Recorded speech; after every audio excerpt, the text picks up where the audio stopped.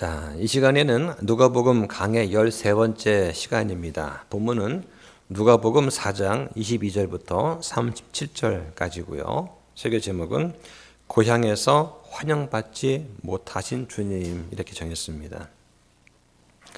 지난주에 예수님께서 회당에 들어가셔서 이사야 대언자의 책을 넘겨받아 읽으셨는데, 그 내용은 이사야 61장 1절과 2절의 말씀 일부를 이제 읽으셨어요. 특히 예수님께서는 이 메시아의 초림에 해당하는 부분만 읽으시고 재림에 관한 부분은 읽지 않으셨습니다. 그러면서 이 성경 기록이 이날 너희 귀에 성취가 되었느니라고 선포를 하십니다.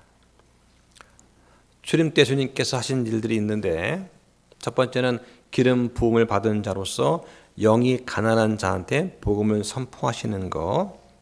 두 번째는 막연한 좋은 소식, 굿뉴스가 아니라 예수 그리스도의 생애와 죽으심과 부활을 믿음으로 나도 예수님과 함께 죽었다가 부활했다라고 하는 그런 기쁜 소식, 가스펠을 전하기 위해서 오셨다.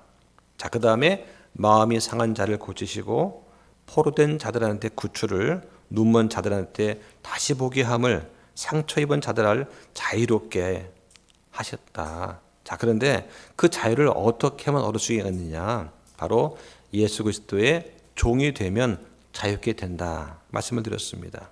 종은 주인의 말만 듣습니다.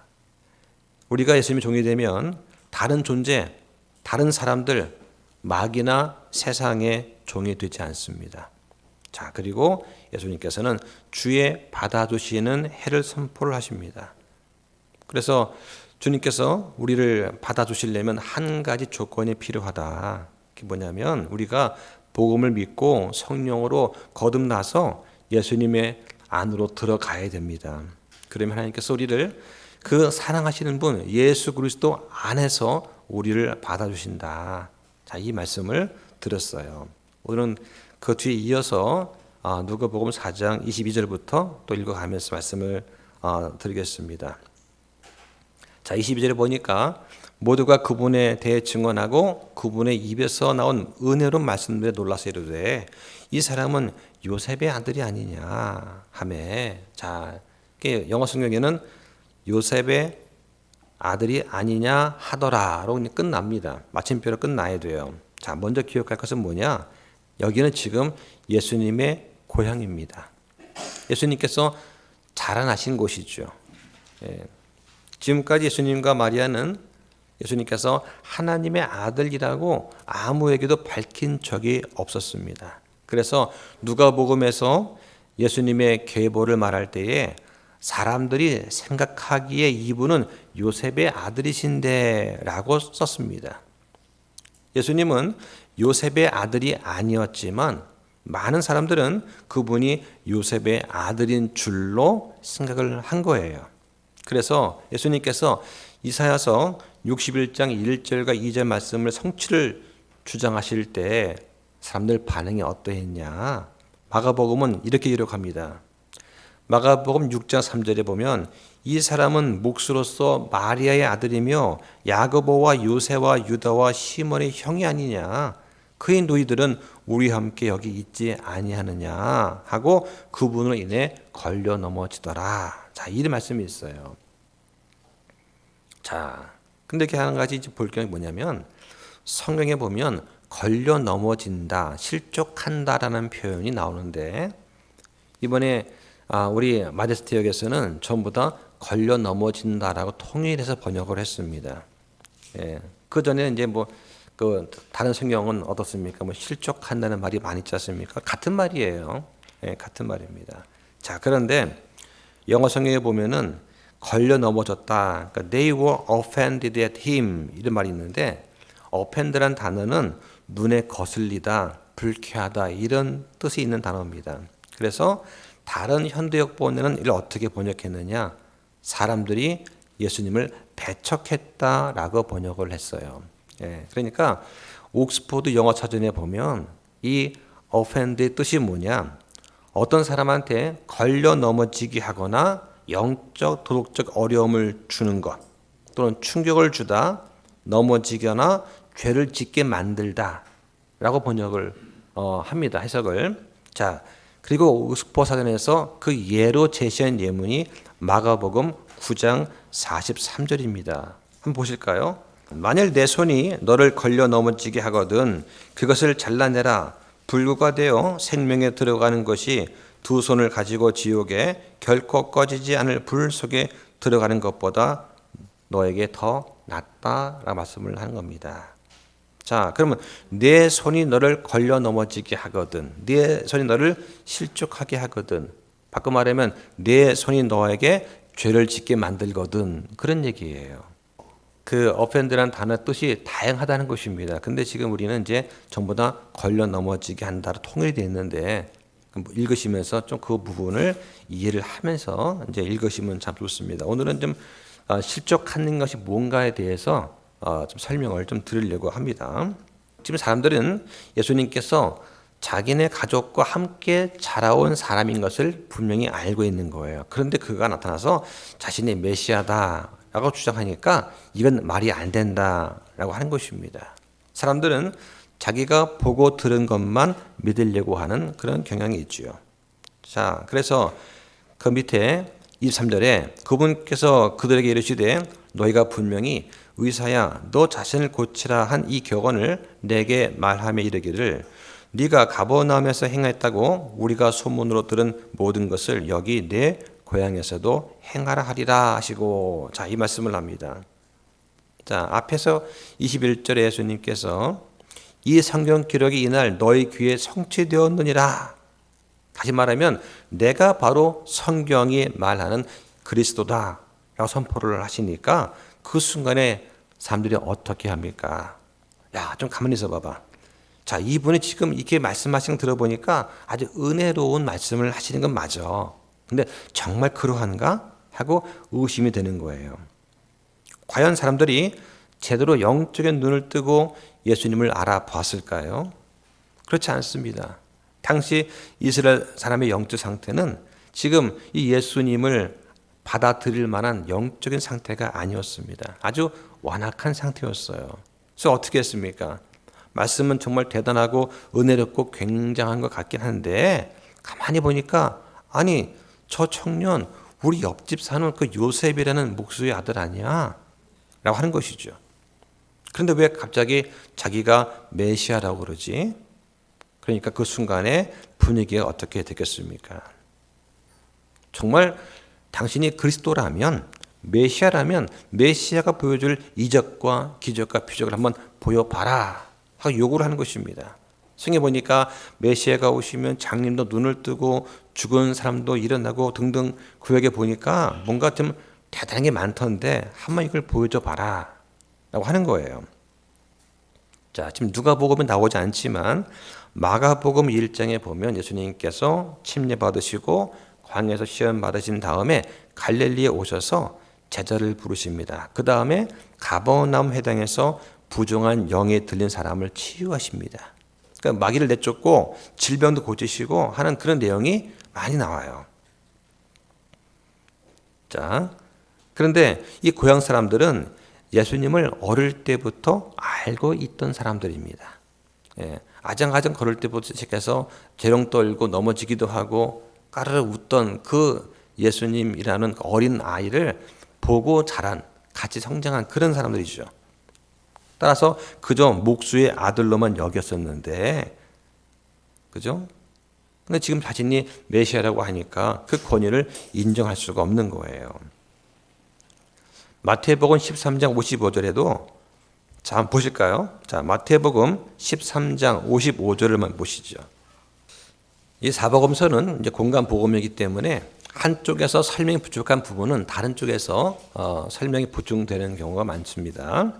여기 보니까 이 사람은 목수의 아들이 아니냐, 그의 어머니는 마리아라 하지 아니하느냐, 그의 동생들은 야고보와 요새와 시몬과 유다라 하지 아니하느냐 합니다. 그 당시 유대인의 풍습에 따르면 가장의 직업은 대대로 계승이 되었습니다. 예수님도 그 부친의 직업을 계승해서 목수 일을 했을 가능성이 아주 큽니다. 그죠? 손 마디마디에다가 망치를 질을 하면서 생긴 굳은 살이 베겼을 것이기도 하고요. 그런데 그 당시에 그 동네에서 목수 일을 하는 집은 아마 요셉의 집 한 곳밖에는 없었을 것입니다. 자, 또 보니까 예수님께 형제가 있었다고 분명히 성경이 말씀을 합니다. 이것은 마리아가 동정녀라고 하면서 영원한 처녀성을 주장하는 로마 가톨릭 교리가 잘못되었다는 것을 명백하게 보여주는 것이죠. 자, 56절에 그의 노예들은 다 우리와 함께 있지 아니하냐. 그런데 이 사람이 어디에서 이 모든 것을 얻었느냐라고 합니다. 내가 보니까 저 청년은 뭐 초등학교도 안 나온 것 같아. 그냥 목수 일만 하면서 자랐는데 어디서 저런 놀라운 지혜와 지식을 얻었을까? 궁금하지 않겠습니까? 당시 예수님과 그 가족들은 나사렛 그 동네 사람들한테 잘 알려져 있는 사람들이었습니다. 그러니까 어디서 문제 고장나면 문제 좀 갈아달라고 부탁을 했을 거 아니겠습니까? 천장이 무너지면 천장 보수됐을 거예요. 자, 근데 오히려 이런 것들이 그 나사렛 사람들로 하여금 예수님이 이러한 능력과 지혜로운 말씀을 믿지 못하게 하는 결과를 낳은 것입니다. 오늘 뉴스 보니까 제주도에서 그 쉼터 부모가 이제 의해 버려져서 쉼터에서 성장을 했던 한 학생이 중3 때 쉼터에 들어왔는데 학기를 못 다녔죠 이제. 그런데 혼자 독학으로 검정고시 중학교 고등학교 마치고 이번 19살인데 이번에 서울대학교에 들어갔어요. 예. 근데 등록금이 없는 거예요. 근데 문제는 서울에 와서 딱 이제 하려고 보니까 일단은 나이가 찼기 때문에 쉼터에서 나와야만 하는 상황이고 그 청년이 사는 곳이 제주도거든요. 제주도에서 지원 후원금을 이제 못 받는 거죠. 예, 왜냐면 서울로 가야 되니까. 그러니까 뉴스에 났습니다. 여기저기서 이제 저 청년 도와줘야 된다. 그런 얘기가 나온 것이죠. 예. 그러니까 아니 중학교도 못 나온 청년이 어느 날 갑자기 나타나더니만 이제 예를 들면 막 논문을 막 쓰는 거 예를 들면 사람들이 믿겠습니까? 내가 알기로 저 아이는 초등학교 겨우 나오고 중학교도 못 마친 걸 알고 있는데 논문을 썼다고 하니까 사람들이 안 믿는 거예요. 그래서 지금 그런 형태입니다 지금. 예. 아니 초등학교도 안 나온 그 목수의 아들이 어떻게 저런 놀라운 지식과 지혜를 말할 수가 있지? 지금 이 상태입니다. 그래서 57절에 그분으로 인해 걸려 넘어지니라. 자 나오는 거예요. 그러나 주님께서 이르시되 대언자가 자기 고향과 자기 집 외에서는 존경받지 못하는 일이 없느니라 하시고, 자 여기도 걸려 넘어진다는 말이 있습니다. 자 개역성경은 이것을 예수님을 배척한지라 이렇게 번역을 했습니다. 그러니까 실족한다는 그 말의 사전적인 뜻이 뭐냐? 걸려 넘어지게 하는 장애물을 놓다라고 하는 것이 가장 기본적인 뜻이에요. 예. 자, 그런데 이렇게만 번역을 하면은 좀 이해가 안 되는 부분도 있지 않을까 생각이 듭니다. 예, 문맥에 따라서 조금씩 다른 경우가 있는 것이죠. 자, 한번 또 보실까요? 자, 마태복음 26장 31절을 또 보겠습니다. 자, 여기 보니까 그때 예수님께서 그들에게 이르시되 이 밤에 너희가 다 나로 인해 걸려 넘어지리라. 기록된 바 내가 목자를 치리니 양떼 양들이 널리 흩어지리라 하였느니라. 자, 그럼 이때 나로 인해 걸려 넘어진다는 말의 뜻이 뭘까? 이 말은 너희가 다 나를 버릴 것이다 라는 뜻이지 않습니까? 그렇죠? 문맥상. 예. 자, 또 보겠습니다. 마태복음 18장 6절 보시죠.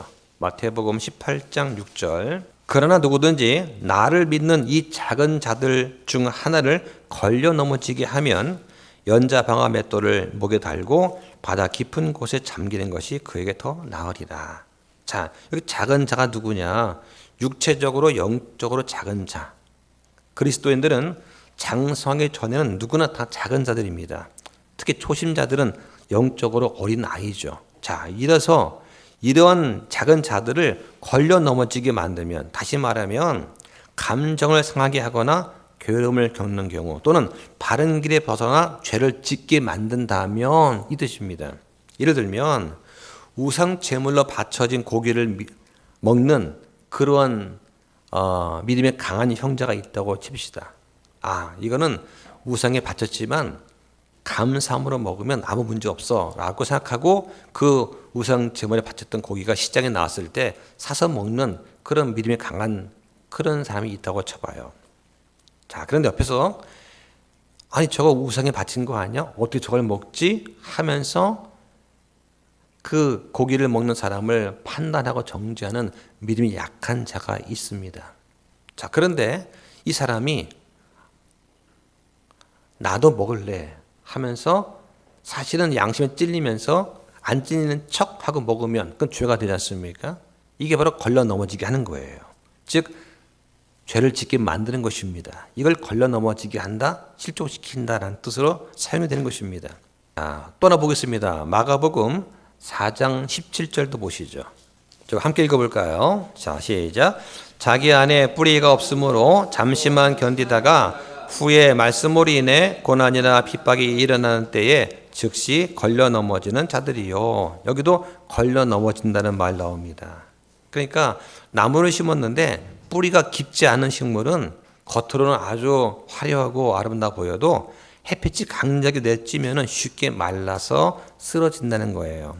그러니까 여기서 걸려 넘어진다는 것은 말 그대로 넘어지는 걸 말하는 것입니다. 말씀으로 양육되지 못하고 무늬만 겉으로만 성도인 그런 사람들은 절망과 좌절과 고통이 엄습해 올 때 쉽게 믿음을 저버리고 세상으로 돌아가는 경우도 있습니다. 디모데후서 4장 10절에 보면 세상을 사랑해서 믿음을 저버린 인물로 바로 데마가 언급이 됩니다. 이런 경우가 걸려 넘어지는 거라고 또 할 수가 있습니다. 자, 또 마태복음 24장 10절에 보면 이런 말씀이 있습니다. 그때 많은 사람이 걸려 넘어지고 서로 배반하여 넘겨주며 미워할 것이다. 마태복음 24장은 예수님께서 재림하실 때의 상황을 말씀한 그런 부분입니다. 예수님께서 재림하실 때 일어날 세상의 종말과 표적을 말씀하시면서 하신 말씀이 바로 이 부분이에요. 그때에 많은 사람이 걸려 넘어지고, 그러니까 민족과 민족이 서로 대적을 하고 곳곳에 기근과 역병과 지진이 일어날 때 그때 사람들이 걸려 넘어진다. 즉 시험에 빠진다는 겁니다. 시험 빠진다. 자, 이렇게 해서 걸려 넘어진다는 그런 표현들이 성경에는 다양한 뜻으로 사용이 되어진다는 것을 좀 이해하고 읽으시면 좋을 것 같습니다. 자, 그래서 예수님께서 이제 고향에 돌아오셨는데, 그리고 가버나움에서 행하신 기적을 나사렛에서도 보이기를 지금 기대를 하고 있는 거예요. 이 사람들은 예수님의 명성과 기적을 이미 소문으로 들었던 그런 사람들입니다. 그래서 뭘 기대하느냐? 예수님께서 가버나움에서 행했던 그 기적을 고향인 나사렛에서도 좀 보여달라고 요구를 하는 거예요. 그러면서 뭘 말씀하십니까? 의사야, 너 자신을 고치라. 이런 격언을 인용을 하십니다. 이 말은 다른 사람을 고치기 전에 먼저 너 자신을 돌아봐라. 이렇게 예수님을 비판하는, 비방하는 그런 태도를 보여주는 것입니다.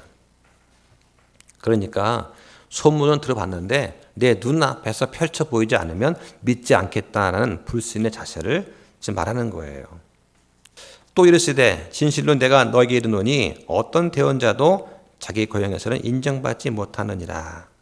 자, 예수님께서 지금 말씀하신 게 뭐냐? 어떤 대언자도 고향에서는 인정받지 못하신다. 1차적으로는 다른 곳에서는 존경받지만 가족과 친척과 고향 사람들에게는 배척받는다는 뜻입니다. 또 2차적으로는 모르는 사람보다 친숙한 사람들한테 존경받기가 더 어렵다는 것이죠. 그러니까 생판 모르는 사람을 전도하기 쉬워요. 근데 나를 오래 알고 있던 고향 친구들을 전도하는 거 쉽지 않습니다. 그렇지 않습니까? 네가 예수 믿는다고? 너 옛날에 그랬잖아 하면서 옛날에 아주 그 형편없이 살던 그때를 떠올리면서 그랬던 네가 예수 믿고 이렇게 전도를 한다고? 쉽지 않은 것입니다. 그래서 어떤 또 선교사나 목사도 그렇지 않습니까? 젊을 때 방탕했다가 나중에 회개하고 또 목사가 됐는데 고양이가 전도하려면 되겠습니까? 야, 내가 알기에 너 그때 망난이었어. 근데 네가 목사라고? 그 교회가 되겠습니까? 그게 어려운 거예요. 옛날 속담에 익숙해지면 경멸하게 된다. 그런 속담이 있습니다. 자, 지금 유대인들이 뭐라고 하는 겁니까? 우리가 여기서 지금 들은 것들을 다 알고 있다. 너는 그런 큰 일을 하면서 왜 우리한테는 그렇게 하지 않느냐? 우리는 너를 알고 있어. 너의 어머니, 너의 아버지, 형제, 자매 다 알고 있어. 도대체 누구를 속이려고 하는 거냐? 하는 그런 태도인 것입니다. 예수님께서는 하나님과 동등하신 분이십니다. 그런데 공생애 하시는 동안 존경받아야 할 그런 자들로부터 온갖 멸시와 모욕을 당하시고 나중에는 그 동족들의 고발로 십자가에서 죽으시는 그런 죽음을 맞으셨었어요. 자, 근데 예수님께서 구약에 나오는 두 대언자의 예를 들어서 설명을 또 하십니다.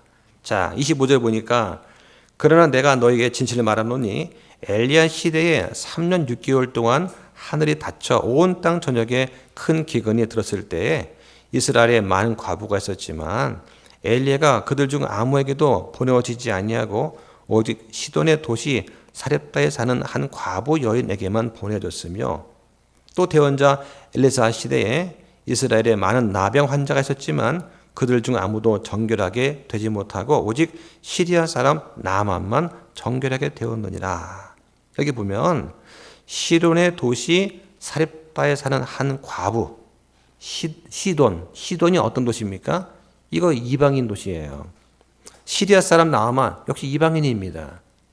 그러니까 지금 말씀하시고자 하는 것은 뭐냐면 자기 동정 이스라엘 사람들은 날 배척했지만 오히려 이방인들이 구원을 받았다는 그 얘기를 하시려고 하는 거예요.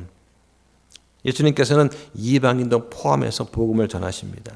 그런데 유대인의 관점 뭐냐? 오직 아브라함의 씨, 선택받은 민족 이스라엘만이 구원받아야 되고 이방인은 개와 돼지와 같다.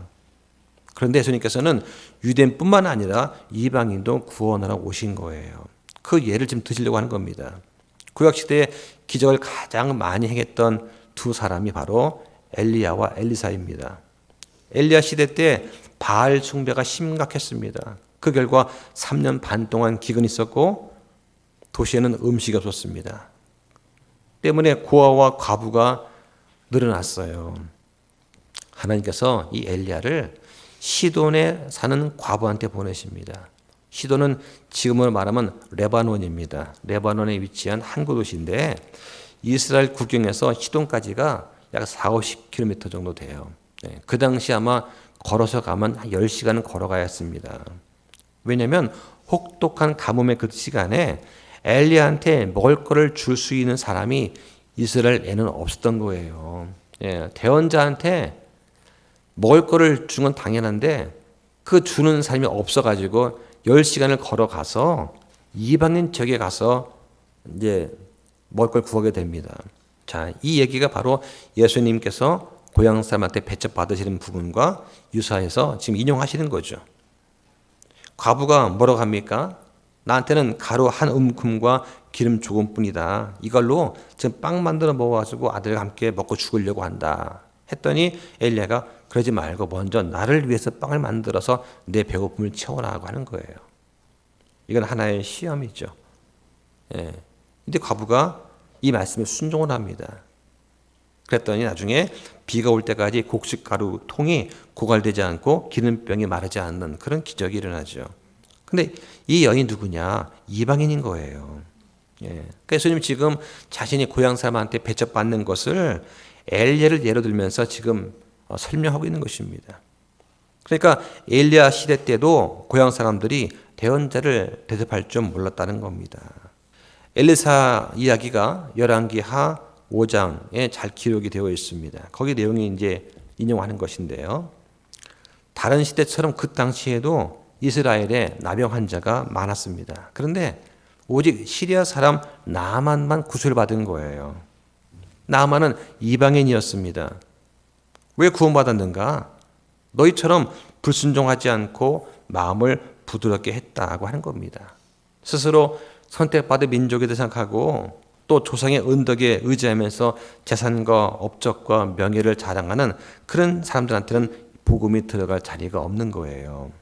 그래서 마음을 부드럽게 하고 나의 가난한 상태, 병들어 신음하는 그런 상태, 영적으로 파산되어져 버린 그런 상태를 솔직하게 인정을 하고 주님밖에 없습니다. 주님은 나의 유일한 구원자가 되셔야 됩니다. 이런 주님의 은혜를 받아들이는 자가 복음의 혜택을 누리는 거다 하는 것입니다.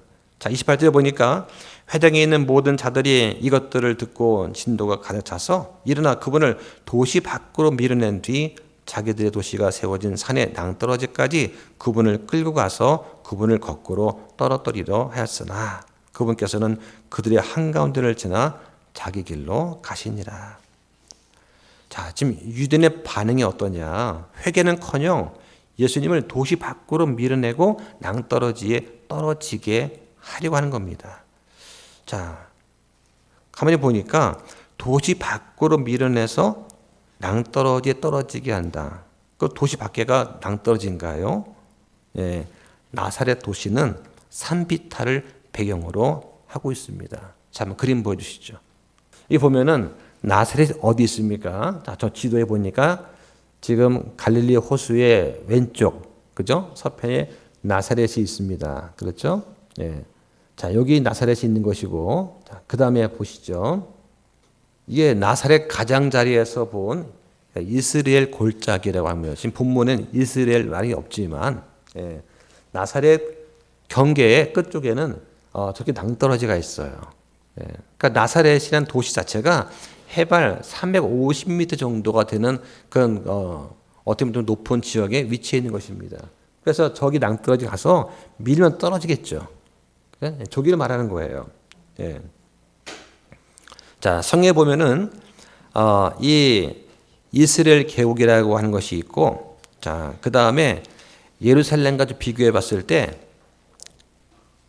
나사렛도 언덕 위에 지어진 도시입니다. 나사렛은 해발 약 350m고 예루살렘은 750m예요. 예. 그러니까 성경에서 예수님께서 또 제자들과 함께 나사렛에서 예루살렘으로 이동한다고 할 때는 올라간다는 표현을 씁니다. 예. 올라간다는 표현. 예루살렘은 시온 산 위에 지어졌습니다. 그리고 거기에는 흰놈의 골짜기라는 계곡이 있어요. 여기가 어디냐? 바로 게헨나라고 하는 곳입니다. 바로 지옥을 상징하는 영원한 심판과 형벌의 장소인 흰놈 골짜기라는 것이 예루살렘에 위치해 있고, 그 다음에 나사렛 옆에는 이스라엘 골짜기라고 하는 곳이 있어요. 예, 이것도 전쟁과 심판의 무대로 자주 등장을 하는데, 성경에 보면은 계시록 16장 16절에 아마겟돈 전쟁의 배경이 되는 곳이 바로 이 이스라엘 골짜기입니다. 자, 그리고 열왕기하 9장에 보면 이세벨 그 여왕이 죽을 때 개들이 그녀의 시신을 뜯어먹은 장소가 바로 여기 이스라엘 골짜기예요. 예. 여기서 더 유명한 곳이죠. 자, 이 나사렛 유대인들이 예수님을 데리고 이 성 밖, 도시 밖으로 데려가서 낭떠러지로 밀어 던지려고 한 겁니다. 자, 그 당시에 사람을 돌에 맞아 죽게 하는 방법이 뭐냐? 사람을 계곡이나 구덩이에 넣고 그 위에 이 볼링공만한 크게 돌을 던지는 방법이었다고 합니다. 예, 손에 드는 이런 그 돌멩이를 던져서 맞히는 것이 아니고 사람을 죽이려고 할 때 이거 맞아 안 죽어요. 예, 그러니까 적어도 이 정도 되는 돌을 던져서 이렇게 떨어뜨려서 죽였다고 합니다. 예, 그 여호수아 7장에 나오죠. 자, 그러니까 이 나사렛 유대인들은 그들의 고향의 아들이었던 예수님을 지금 돌로 쳐 죽이려고 한 거예요. 하나님의 복음이 선포가 되면 두 가지 반응이 나타납니다. 한쪽은 순종하는 반응이 있고 또 한 부류는 저항하고 불순종합니다. 때로는 증오하기도 합니다. 자, 우리는 어떻습니까? 이 복음의 좋은 소식이 우리 인생을 성도리째 바꾸는 것을 허락을 하셨습니까? 예, 허락하신 분이 여기 와 앉아 있는 거예요. 예. 세상보다 예수님이 더 좋다고 해서 세상을 버리고 예수님을 선택한 분들이 여기 와 앉아 계신 거다. 처음에 진리를 들으면 어떻습니까? 잠시 좋아합니다. 그런데 이 진리에 맞추어서 당신의 삶을 바꾸십시오. 그러면 그때부터 증오하는 자들이 생겨나는 것이죠. 자, 30절에 보니까 그분께서는 그들의 한가운데를 지나 자기 길로 가시니라고 합니다. 예. 하나님께서 예수님을 초자연적인 방법으로 구출하시는 겁니다. 왜냐하면 아직 예수님의 때가 되지 않으셨기 때문에 예수님을 잡지 못하게 만드신 것입니다. 예수님께서 죽으시는 시간과 장소와 목적은 아버지께서 정해 놓으신 거예요. 그러니까 그 때가 되기 전에는 아무도 예수님을 건들 수가 없었던 것입니다. 자, 31절에 보니까 그분께서 갈릴리 도시 가버나움으로 내려가사 여러 안식일에 그들을 가르치심에 그들이 그분의 교리에 깜짝 놀라니 이는 그분의 말씀에 권능이 있었기 때문이더라고 합니다. 예수님의 말씀에는 능력뿐만 아니라 권위도 있었습니다. 자, 그 권위가 있었던 그 원인이 뭐냐? 예수님 말씀이 어떤 사람의 랍비들의 의견이 아니라 아버지 하나님께서 말씀하신 것이었기 때문이었죠. 예. 마찬가지로 설교자가 강단에서 선포할 때 권위는 어디 있느냐? 사람한테 있지 않습니다. 그건 성령이 있는 거예요.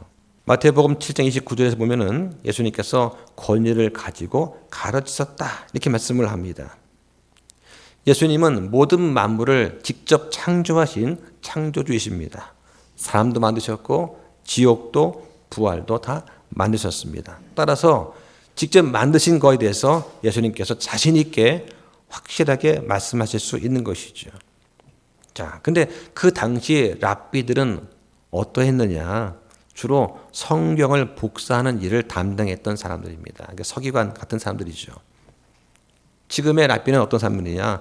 성경을 번역하거나 수정하는 사람들을 랍비라고 할 수 있습니다. 자, 그런데 권위가 없는 랍비들은 이런 말을 합니다. 성경 번역할 때 더 나은 번역은 이렇습니다. 이 부분은 킹제임스 성경의 번역이 부적절합니다. 대부분의 학자들은 이렇게 읽어야 한다고 주장합니다. 원래 그리스어, 원래 히브리어는 이렇게 되어 있습니다. 이런 말들을 하는 인본주의적 학자가 있다는 거예요. 대부분이 그렇습니다. 그들은 자기 자신이나 자기가 좋아하는 그런 사람의 의견이나 그런 것들을 선호하고 하는 사람들입니다. 그들은 권위가 없는 사람들입니다. 그래서 설교자나 성경 교사의 권위는 어디 있느냐? 바로 성경에서 주께서 이같이 말씀하십니다 라고 선포할 때 그때 권위가 있는 거예요.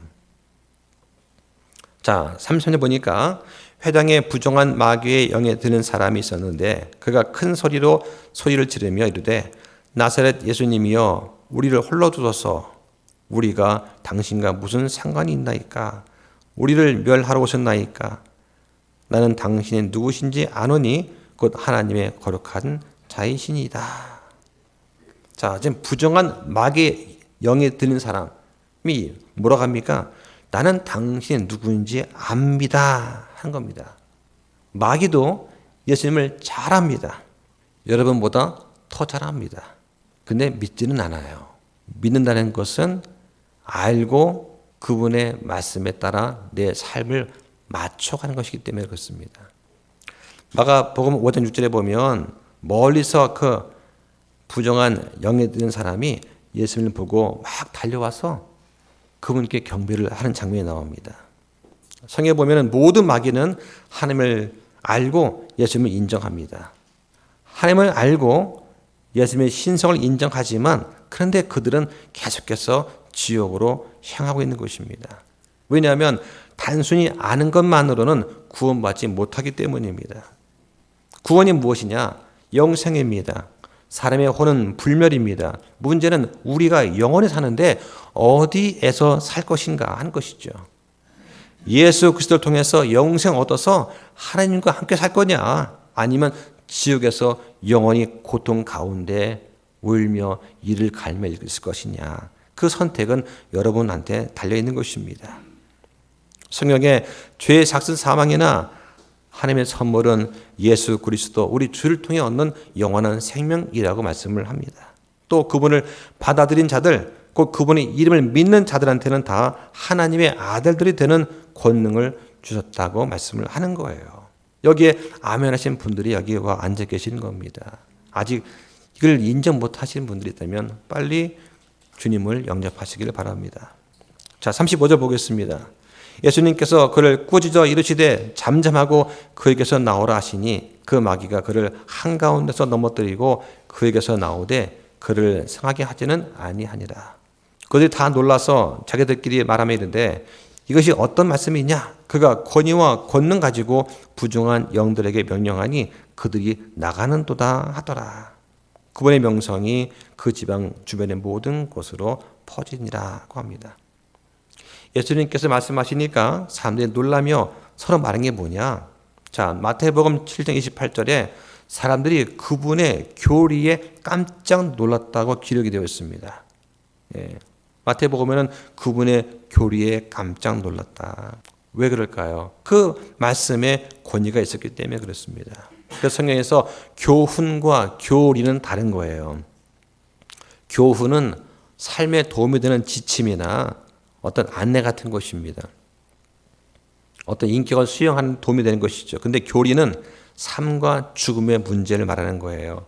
믿음의 체계를 이루는 근본 진리입니다. 하나님과 사람이 바른 관계를 맺는 데 꼭 필요한 것이 이 교리입니다. 그래서 예수님께서 말씀하시기를 내가 곧 길이요 진리요 생명이니 아무도 나를 통하지 않고는 아버지께 오지 못하느니라. 예수님은 길이십니다. 무슨 길일까요? 하나님께 가는 길이에요. 그냥 곧장 가는 것이 아니라 예수 그리스도라고 하는 그 통로를 통해서만 갈 수가 있는 겁니다. 이 방법을 거르지 않고 마리아를 통하든가 이상한 방법을 통해서 갈 수는 없는 것입니다. 오직 한 방법, 예수 그리스도를 통해서만 아버지 하나님께 갈 수가 있다고 성경은 분명히 말씀을 하는 겁니다. 또 성경에는 모든 성경 기록들이 하나님의 영감에 의해 주어져서 교리와 책망과 바로잡음과 의로 교육하기에 유익하다. 이 말씀을 합니다. 그 목적이 뭐냐? 사람이 완전하게 되어 모든 선한 일에 철저히 갖추어지게 하는 거. 이게 성경을 주신 목적이에요. 자, 왜 성경을 읽어야 됩니까? 읽어야 되는 건 알겠는데 왜 읽지가 않을까요? 교리가 어렵습니까? 읽다 보니까 자꾸 나를 책망합니까? 마음에 찔립니까? 내가 원치 않는 걸 하려고 하니까 그것이 싫어서 그런가요? 성경을 주신 목적은 하나님의 사람이 완전케 되는 것.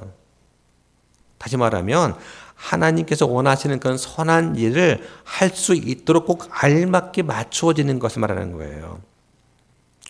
그럴 때 말씀이 나를 다듬고 말씀이 나를 깎고 내 빈 곳을 채우고 나를 순결하게 하고 깨끗하게 만들어가는 과정이 있다. 이게 성경을 주신 목적입니다. 자, 말씀을 정리하겠습니다. 유대인들이 그토록 갈망하던 메시아가 오셨어요. 그런데 예수님의 겉모습만 보고 배척하고 영접하지 않는 그런 나사렛 사람들의 영적인 무지함을 지금 보여주고 있습니다. 오히려 예수님께서 이방인들한테 이 구원의 복음이 옮겨갈 것이다. 이 말씀을 하시니까 자기들의 죄에 대해서 회개하기는커녕 오히려 타오르는 경로로 예수님을 내쫓은 그런 유대인들의 모습을 지금 보여주고 있는 것입니다. 나중에 예수님에 대한 배척 감정이 더 깊어져서 결국 십자가의 죽음으로까지 몰아가게 되는 것입니다. 무지한 것은 위험한 거예요. 이러한 유대인들의 행동은 나중에 사도 바울의 설교를 듣고 반응한 그런 유대인의 태도와 아주 비슷합니다. 사도 바울 역시 마찬가지입니다. 유대인들이 이 복음의 귀한 가치를 모르고 배척하니까 하나님께서 자신으로 하여금 그들이 개로 여기는 이방인한테 복음을 전하게 하신다고 바울이 선포를 하는 것입니다. 그 반응이 뭐냐? 유대인들이 바울과 바나바를 그들의 도시와 지역에서 내쫓아버릴 것입니다. 이렇게 질리는 배척을 당하는 거예요. 오늘 우리는 우리가 받은 이 귀한 복음을 우리만 알고 있을 수 없어서 그 귀한 선물을 다른 사람들한테 나누어 주라는 그런 부르심을 받고 여기 와 있습니다. 우리 모든 그런 복음의 사역자들입니다. 이 가운데는 아직 영적으로 어린 분도 있지만 지금 성장한 청년에 해당하는 분도 있고 장년의 믿음도 있는 분이 있어요. 그래서 영적으로 성장한 분들이 본을 잘 보여주셔야 됩니다. 그래야 어린 분들이 보고 배울 거 아니에요. 때로는 배척을 받고 무시를 당하고 조롱과 손깍지를 받을 수 있습니다. 특히 나를 잘 아는 가족과 친척들, 친구는 더욱더 그럴 수 있습니다. 지금 우리는 바른 교리를 갖고 있다, 바른 성경, 또 바른 신약교회를 한다는 그런 사명감과 자부심을 가지고 여기 모였습니다. 우리가 먼저 이 말씀대로 살아가면서 우리를 통해서 이 복음의 통로가 더 열려지면 참 좋겠습니다. 나중에 주님께서 물으실 거예요. 아이야, 너는 뭐 하다 왔느냐? 너는 뭐 하다 왔느냐? 내가 너를 잘 지켜보고 있었단다. 그때 부끄럽지 않고 주님을 기쁘시게 하는 그런 대답을 할 수 있는 우리 모두가 되기를 예수님 이름으로 축원드립니다. 기도하겠습니다.